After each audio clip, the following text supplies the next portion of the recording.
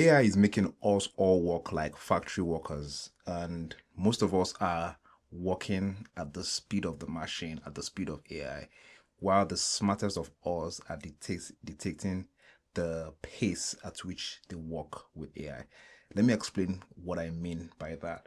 This is one of my loosely scripted video. I just really want to talk about some things that's been on my mind, just from being away from YouTube for such a long time.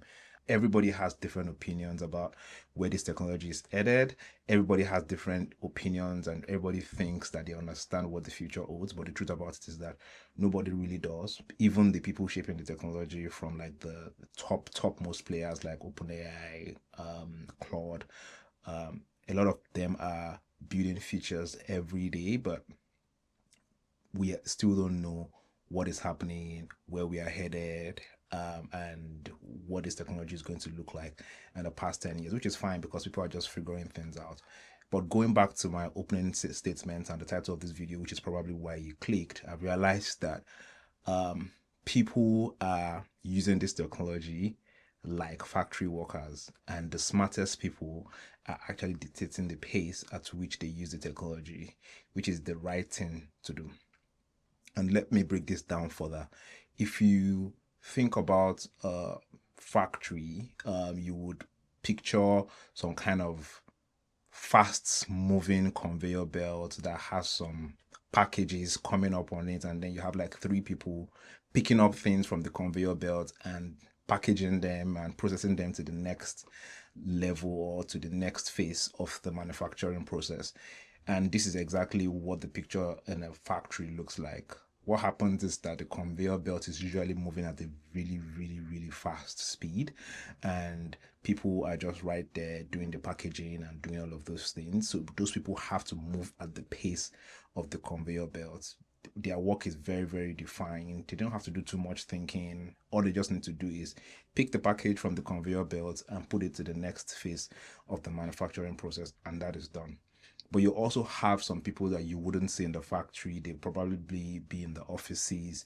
They are the ones that are controlling the pace of the machine. They can say that, oh, in the next 6 months, we want to have manufactured 30 million products. Therefore, we need to make this machine slightly faster so that it can churn out more products and so that our factory workers can do more work. And then that way, we're going to hit our target. So if you look at the organizational structure, the factory worker is the lowest person in the organization, and then the machine is more important than the factory worker, and then the person kind of like controlling the machine is more important than the machine.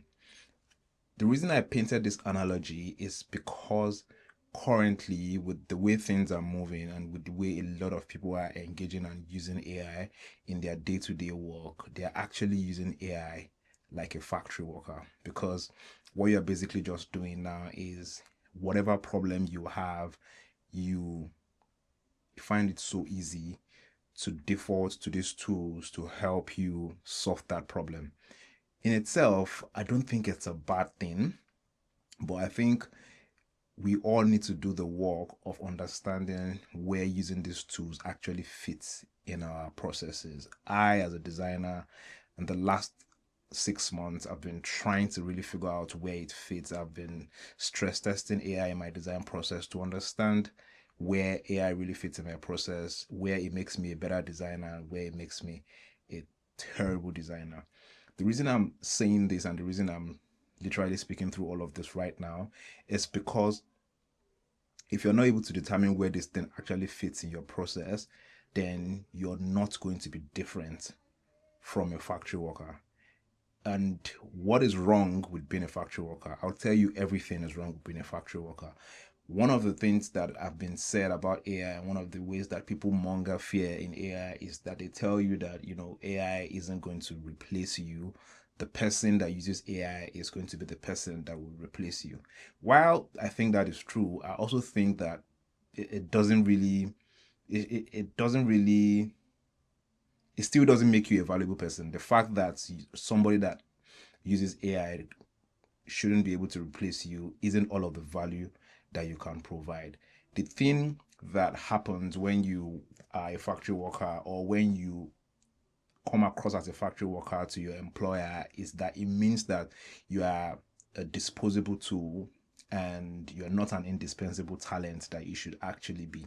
And what this means is that AI isn't exactly replacing anyone's jobs. AI isn't replacing anyone, but AI is making it so easy for your employer to get another factory worker to replace you. That is, if you are not able to show the value that you bring beyond just writing prompts and relying on these tools, then you're just a factory worker, which means that your employer can easily go into the market and find another factory worker that they can give instructions to, and then that factory worker can replace you. That is what it means to be replaced by AI, to be honest. It just means being replaced by another person that can do the same thing that you do. But there are people that have this amount of insane talent, that the talent is so dense that they've become indispensable and they've gone one or two steps above the level of a factory worker because they are not working at the speed of the machine. Working at the speed of the machine means having to every day read the hundreds of thousands of words that AI tools generate.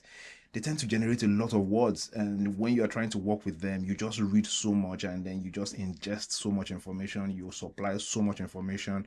Because they are so quick in generating this, you are going to be moving from one tool to the other, and you're just ingesting context across everything, and you can't remember everything.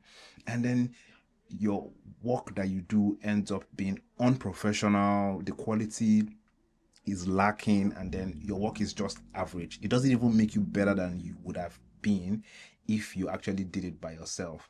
And the reason for this is that because you think that you have these tools and they make you fast, you start optimizing for speed over the quality of the work that you should actually do.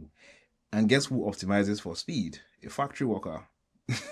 That is it. Like, the quality of the work is determined by the machine. The conveyor belt that is doing all of the work in the factory actually determines the quality. They are the ones that are able to make sure that all of the packaging is nice to specification. But a factory worker is just responsible for how quick they are able to respond to the speed of the machine. So they are working at the speed of the machine. And what you want to do is do the inverse, right? You should be the one determining the pace that the machine moves. The only way that you can determine the pace at which you work with AI is to slow down and genuinely reevaluate your processes and understand where AI fits into it. Before you start automating everything, you should actually identify what it is that you are doing that is worth automating. When all of these tools came in, like, you could feel like, of course, you could feel like that kind of like excitement and aha moment that, oh, finally I can write all of this code. I have a video that literally I spoke about designers avoiding the inevitable, the fact that designers are going to need to start getting into development and start coding. I still believe that that is true because these tools help us to be able to do that. But at the same time, you need to be able to understand where it fits in your process, right?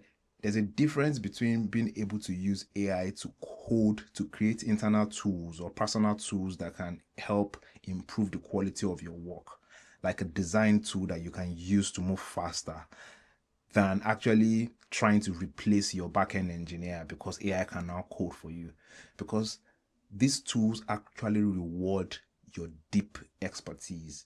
So rather than trying to do somebody else's role, like rather than trying to become a software engineer because AI tools are available, or trying to become a product manager because AI tools are available, you can go so much deeper into being the best designer that you can be.